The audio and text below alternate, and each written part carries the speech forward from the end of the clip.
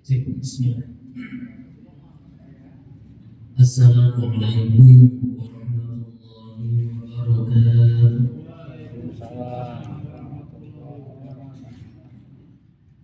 Alhamdulillahi rabbil alamin. Wassalatu wassalamu ala asyrafil anbiya'i wal mursalin sayyidina Muhammadin wa ala alihi wa ashabihi wa man tabi'ahum bi ihsan ila yaumiddin. Asyhadu an la ilaha illallah wahdahu la syarika lah wa asyhadu anna Muhammadan abduhu wa rasuluh alladzi la nabiyya ba'dahu.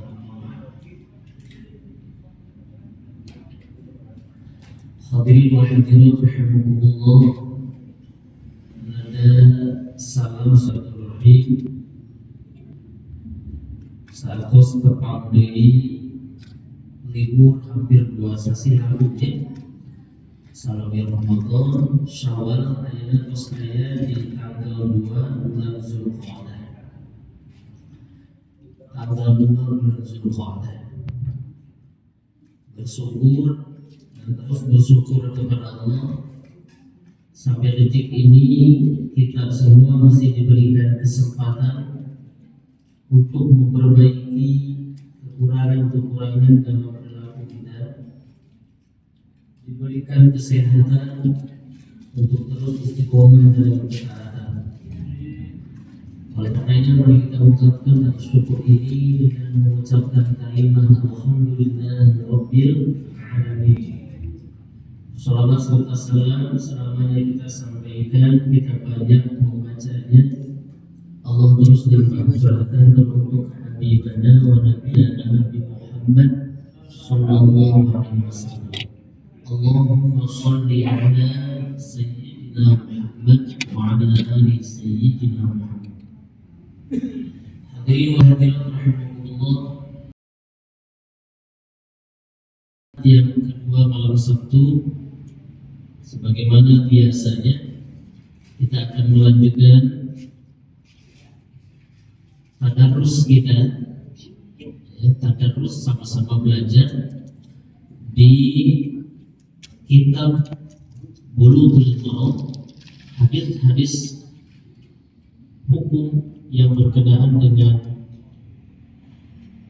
aktivitas atau kegiatan ibadah kita, amaliyah ibadah kita di setiap hari kita. Kita sudah memasuki di bab yang sudah kita bahas sebelumnya.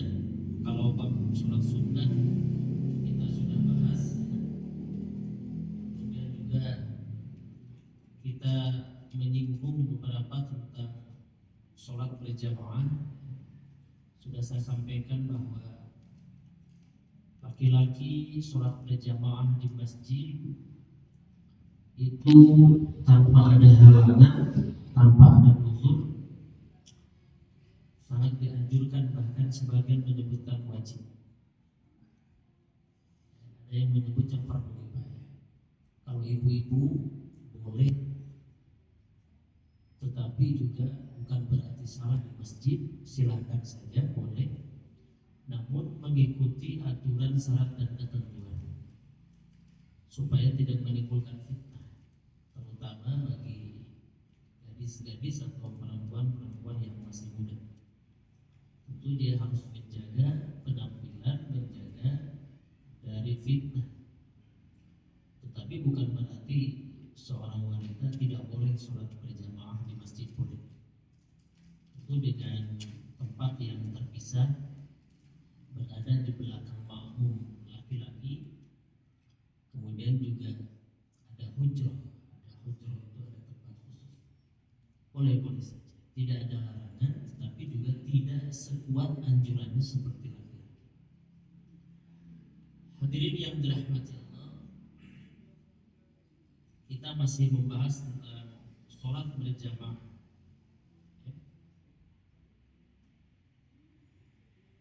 Melanjutkan ke hadis yang berikutnya, Rasulullah SAW menyampaikan Wa anhu qala qala Rasulullah sallallahu alaihi wasallam afdalus salati 'alal munafiqina, salat yang paling berat bagi orang munafik. Ya, artinya salat di sini karena berada di bab salat berjamaah, tentu maksudnya salat berjamaah. Yang pertama salatul isya'i, yaitu salat isya. Berat salat isya berjamaah. Kamu pas isya teh, ya ayah ayah kumpul. Di rumah ada jadwal itu sampai pas maghrib. Dan pas isya jadwalnya. Sebenarnya beres sholat isya. Nah itu aja gangguan akhir zaman ini. Lumayan ulama muslim, anu ngatur non muslim, non muslim. Kita lanjut. Yang kedua wassalatul fajri, dan sholat fajar. Sholat fajar itu sholat apa? Subuh. Oleh karenanya ada hadis, nanti kita ketemu di depan. Man shallal isya'a jama'atan faka'annama shalla nisfal lail. Barang siapa yang sholat isya berjamaah maka seperti sholat setengah malam, seperti sholat sunnah setengah malam. Wa man shalla subha, kalau subuh berjamaah, faka'annama shalla kullahu, seperti sholat sepenuh malam. Kemarin kita di bulan Ramadan itu waktu itu teratur enaknya. Isya agak sulit kalau tidak ke masjid karena ada salat sunnah tarawih dan rata-rata orang ada di rumah habis buka berpuasa. Subuh pun demikian, orang tak semua bangun karena mereka harus makan sahur. Sehingga di masjid saya saja kemarin Ramadan itu sampai ke teras. Alhamdulillah sampai hari ini pun tersisa hanya 2 saf saja yang kosong di belakang. Enggak, benar kan ini? Bukan hanya 2 saf, tapi memang tersisa hanya 2 saf di belakang. Sehingga ada peribahasa, kalau ingin melihat muslim, maka lihatlah di sholat sunnah Idul Fitri, Idul Adha, atau di sholat sunnah hari raya. Akan terlihat muslim banyak. Tapi kalau ingin menilai suatu tempat itu orang yang beriman, imannya kuat, maka lihat sholat berjamaah subuh. Itu bedanya. Jadi kalau hanya sekadar ingin melihat muslim dan antara kaum muslim sholat Idul Fitri mana ya? Tapi cukup di masjid, di mana di lapangan. Selain sunnah memang dianjurkan di lapangan, tapi juga semua orang hadir datang di sholat sunnah Idul Fitri. Nah, walau ya'lamuna ma fihi ma la atauhum ma walau habban. Kata Rasul, seandainya ini bukan berarti Rasul mengandai-andai. Saking jarangnya orang melakukannya, saking beratnya manusia melakukannya, sehingga kata Rasul, seandainya mereka tahu apa fadilah yang terdapat di sholat isya dan subuh berjamaah, la atauhum walau habwan, sungguh mereka akan mendatangi keduanya meskipun dalam kondisi merangkak. Ini luar biasa. Jadi kalau di zaman Rasulullah berbicara fadilah, ketika Rasul menyampaikan keutamaan, itu sahabat sudah tidak lagi berpikir sunnah. Apapun yang Rasul sampaikan, mereka lakukan tanpa ada kategori sunnah wajib. Tapi apa yang Rasul sampaikan mereka lakukan. Sehingga fadilah ini jangan alergi. Misalkan ada orang alergi dengan fadilah, fadilah, nama ibadah karena Allah. Yang ngasih fadilah bukan saya, bukan Ustaz, tapi yang ngasih fadilah adalah Allah melalui Rasulnya gitu. Karena Rasulnya tahu Pak, Allah ini maha tahu.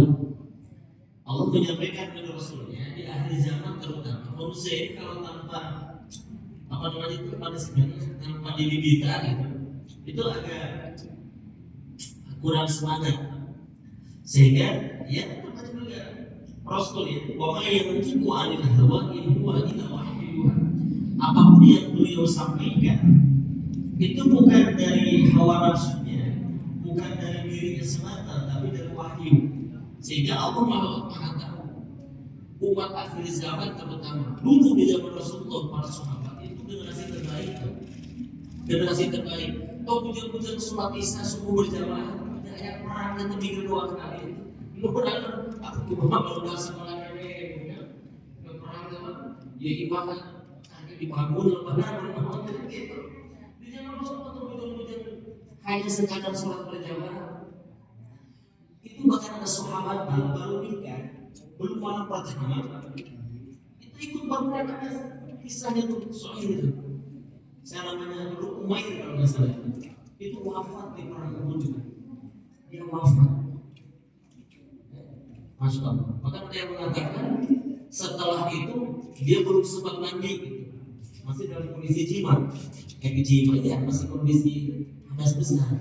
Karena guru dia yang pertama, dia sahabat nggak mikir 2-3 kali. Nah, tetapi kan umat Rasul itu umat akhir zaman.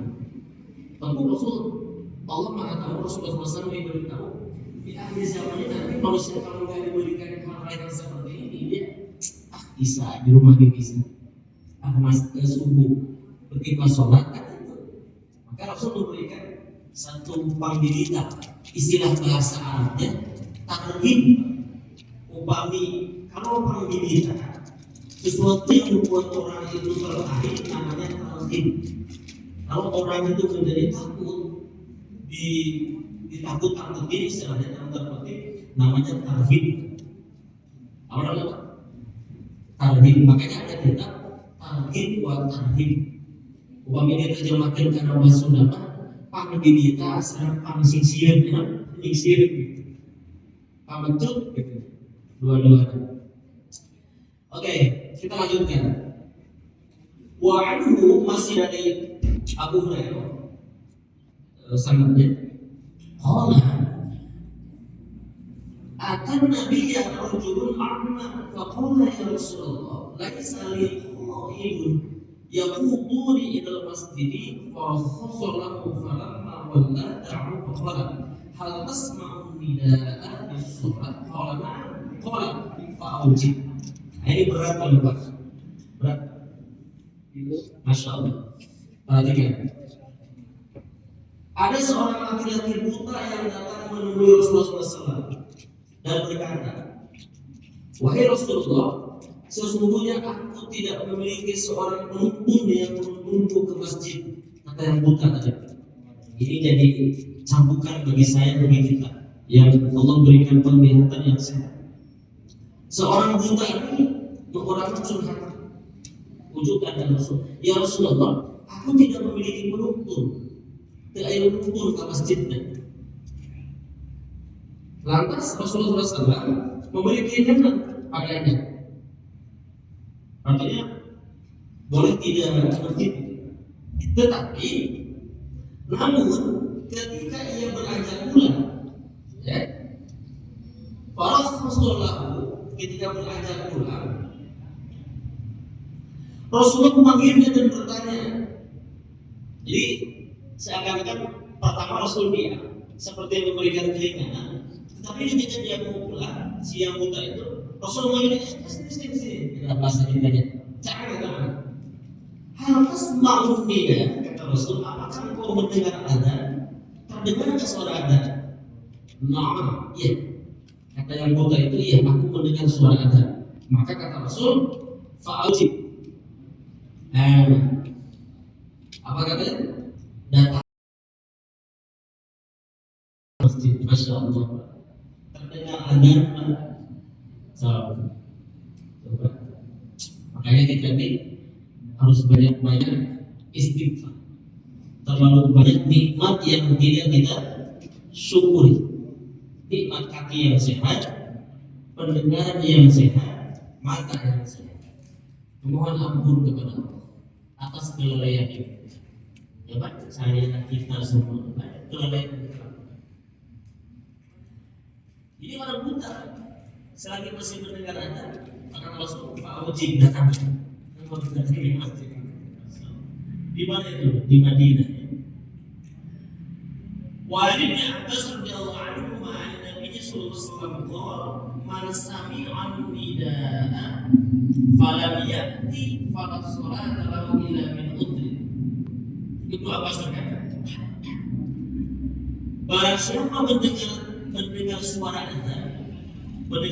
adzan, tetapi ia tidak datang memenuhi panggilannya. Mohon maaf, mungkin kalau ibu sholat di rumah atau boleh berjamaah di masjid, yang dimaksud tidak datang memenuhi panggilannya itu sholat, tidak masuk sholat maksudnya. Ya, karena di sini berlaku bagi bukan hanya bagi laki-laki, bagi ibu-ibu juga. Artinya kalau laki-laki memenuhi panggilannya berarti mendatangi suara adzan atau sumber suara adzan di masjid kalau laki-laki. Kemudian apa itu maksud?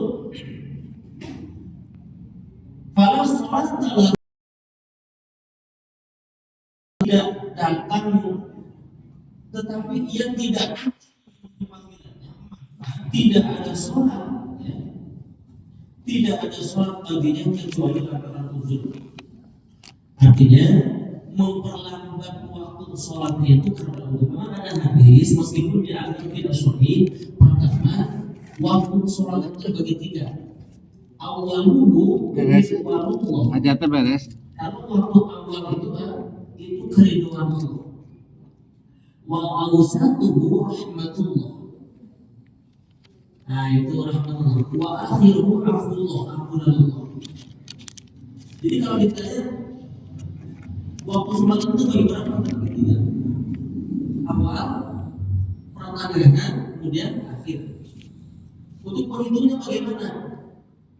Sekarang kalau zuhur jam 12, asar jam 3, 1 jam, 2 jam, 3 jam. Nah, 3 jam ini kalau saya gambarkan 12 sampai jam 1 itu waktu awal.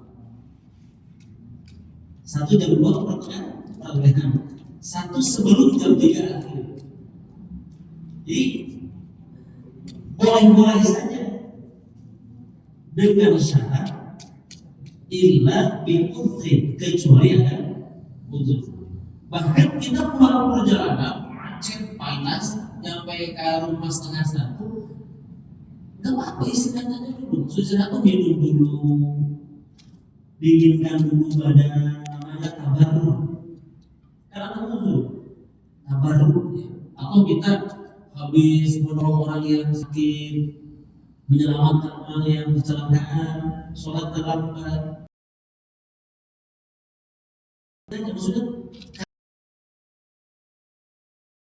Jadi jangan sampai memahami ada saya mau ke masjid sholat lagi. Saya bisa jadi kami selalu kebagian sholat sunnah qabliyah. Jadi mungkin memahami awal waktu subuh pun demikian. Ada saya sholat sengaja dalam batin, begitu bawa ke pasar sholat sunnah udah biar gitu aja. Kasihan yang lain yang belum nyampe ke masjid. Bahkan kalau bisa 10 sampai 15 menit nggak apa-apa. Kecuali yang sudah ngumpul begini, kita bisa nanti ada seandainya langsung komat sudah ngumpul itu sudah. Ini orangnya belum ada, ternyata dia sendiri yang ada yang komat yang imam. Misalnya orang lain nggak akan datang, orang akan datang. Jadi orang mau pipis tutup, mau makan ke toilet. Jadi juga dimaknai awal waktu itu bukan berarti ada langsung komat. Kecuali kayaknya kita sudah mengumpul sekarang, kan? Mau langsung iqomah juga boleh di sholat isya. Ya sudah kumpul apa lagi? Mau sholat sunnah dulu, sholat sunnah mutlak antara adzan dan iqomah juga boleh. Itu langsung kumpul masalahnya. Sholat zuhur adzan. Begitu saya datang ke sini, sholat lagi. Dan dia yang ada ini yang iqomahnya di sholat, yang imam. Hebat. Nah ini awal waktu itu ada jeda. nggak langsung ya. Oke. Jadi memang hadirin yang dirahmati Allah, terutama bagi yang sudah pensiun ya, yang sudah banyak waktu di rumah, yang sudah usia lanjut, itu banyaknya saya yakin insya Allah awal waktu sholat berjamaahnya akan tetap dijaga. Ada yang masih muda-muda seperti saya yang kadang kesibukan ya, mungkin awal waktunya itu nggak awal banget ataupun pertengahan maksudnya kadang-kadang ya. Wa awsatu pertengahannya. Sama tiga kan awal wa awsatu wa akhiru. Oke, lanjut ya.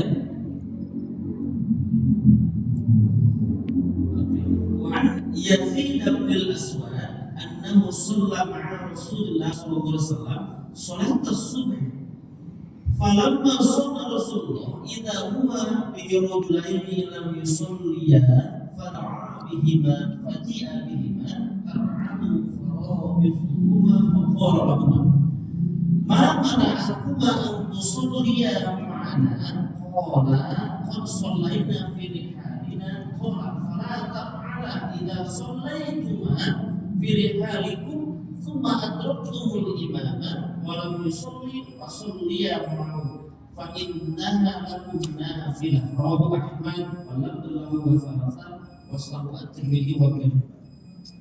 Ini hadis ini akan berbicara tentang bagaimana mengulangi sholat boleh atau tidak. Nah, contoh Bapak sudah sholat berjamaah atau mungkin sudah sholat sendirian di masjid, beres sholat tiba-tiba datang 5-6 orang mau sholat di masjid, tentu berjamaah kan 5-6 orang, Bapak tadi sendirian, boleh nggak mengulangi lagi sholat? Boleh. Atau sebaliknya Bapak sudah berjamaah sholat dengan imam yang pertama, tiba-tiba ada orang datang sendirian, nggak ada temannya, memang dipastikan tidak akan ada orang lagi, boleh nggak kita menemani dia sholat berjamaah? Boleh. Atau Bapak sudah sholat berjamaah di masjid, ya, contoh sholat Jumat, pulang ke rumah jadi imam untuk istri, sholat zuhur, jadi 4 rakaat kan 2 rakaat kan, itu pun boleh. Nah, itu pun boleh bahkan. Atau juga sholat-sholat yang lainnya. Jadi intinya mengulang sholat wajib yang sudah dilakukan dan yang keduanya itu kategorinya sebagai nafilah. Yang pertama yang dilakukan pertama sebagai penggugur kewajiban. Kalau mengulang kembali namanya nafilah. Apa nafilah itu? Tambahan. Diumpamakan seperti sodako untuk laki, sodako bagi saudaranya yang tadi sholat sendirian ingin supaya dia bisa berjamaah. Ini pernah terjadi di zaman Rasulullah SAW. Suatu hari menjadi imam sholat subuh, tiba-tiba beres sholat ada 2 orang yang hanya duduk saja, kayaknya sholat. 2 orang ini ditanya oleh Rasulullah, mana aku apa yang menghalangimu sehingga kau tidak sholat bersama kami? Dia menjawab, sholaina fi rihalina, aku sudah sholat di kendaraan tadi. Mungkin dia orang pendatang di tengah-tengah turun ini, kelihatan sudah waktu subuh langsung sholat kayak dia. Ya, kata dia itu apa? Kami telah melaksanakan sholat di rumah, bukan di rumah, bukan di kendaraan. Di sini diartikan di rumah, ya. Orang itu kendaraannya. Rasul berkata, janganlah berbuat demikian jika kalian berdua telah melaksanakan sholat di rumah, kemudian kalian melihat imam belum melaksanakan sholat, maka sholatlah kalian bersamanya. Nah, jadi mengulang sholat berjamaah bersama imam. Karena hal yang demikian menjadi sunnah hukumnya bagi kalian, sebagai nafilatun lak, sebagai sunnah tambahan. Nah, ada pertanyaan kadang jamaah, Ustaz, saya ini kan musafir. Terus kan saya berlaku boleh jamaah, boleh kosong, ya. Tapi begitu sampai di satu tempat, di suatu daerah kampung, di situ pas mau sholat didirikan berjamaah, itu saja berjamaah dengan sempurna, nggak perlu memaksa kosong. Karena berjamaah itu menurut para ulama berdasarkan dalil lebih banyak jamaahnya, ya, maka rakaat full lebih banyak jamaahnya, lebih besar fadilahnya. Kita ikut sholat berjamaah dengan mereka. Meskipun bapak lihatnya jamaah takbir berbeda sholat misalkan zuhur langsung berdiri lagi iqamah sholat asar, ataupun asalnya bahkan di kosor misalnya, karena dalam kondisi safar. Jadi tetap yang utama itu ikut berjamaah dengan masyarakat setempat, apalagi jamaahnya banyak. Bulan kali ini di masjid kata sama mereka beres atau bikin lagi jamaah di belakang, wah itu fitnah, akan menimbulkan fitnah. Jadi kedua imam nggak boleh di masjid. Iya imam dulu berjamaah masyarakat setempat, bapak sedang safar, ya. Misalkan kunjungan kemana naik bis, dan tiba-tiba bikin berjamaah di belakang dan merasa, dan kita mau musafir yuk orang masing-masing. Nah itu nggak ikut saja. Bahkan ada keterangan satu masjid itu tidak ada dua imam, maksudnya bersamaan.